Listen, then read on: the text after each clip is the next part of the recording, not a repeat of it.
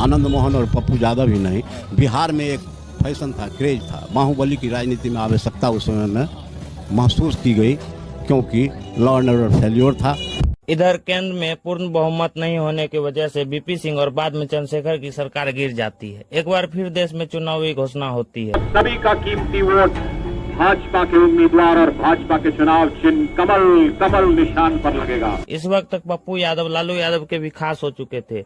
लालू यादव को पहली बार सीएम बनने के वक्त जब जनता दल के भीतर विधायकों की वोटिंग हुई, तब भी पप्पू यादव ने लालू यादव की मदद की थी।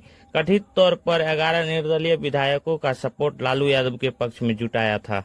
मंडल की राजनीति ने भी उन्हें फेमस कर दिया था। पप्पू यादव को उम्मीद थी कम से कम इस बार तो लोकसभा चुनाव में उन्हें लालू यादव की जनता दल से टिकट मिल जाएगा, लेकिन इस बार भी पप्पू यादव को जनता दल से टिकट नहीं मिलता है। इसके पीछे पप्पू यादव कारण बताते हैं कि लालू यादव नहीं चाहते थे कोई दूसरा यादव नेता बने। अंत में पप्पू यादव मधेपुरा की बगल की यादव बाहुल्य सीट पूर्णिया से निर्दलीय खड़े हो जाते हैं।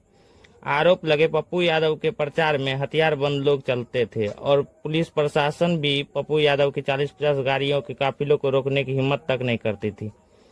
पप्पू यादव के सामने कांग्रेस से उदय सिंह उर्फ पप्पू सिंह, बीजेपी से जनार्दन प्रसाद यादव और सीपीआईएम से अजीत सरकार जैसे बड़े नेता खड़े थे। लेकिन वोटिंग वाले दिन पूर्णिया में बड़े स्तर पर गड़बड़ी की खबरें आने लगी। दोपहर 12 बजे तक सभी प्रमुख राष्ट्रीय पार्टियों के कैंडिडेट्स डिस्ट्रिक्ट इलेक्शन ऑफिसर के ऑफिस के बाहर धरने पर बैठ जाते हैं। शिकायत करते कि पप्पू यादव के समर्थकों ने लगभग 300 से ज्यादा बूथ को लूट लिया और कई तरह की धांधली किया है।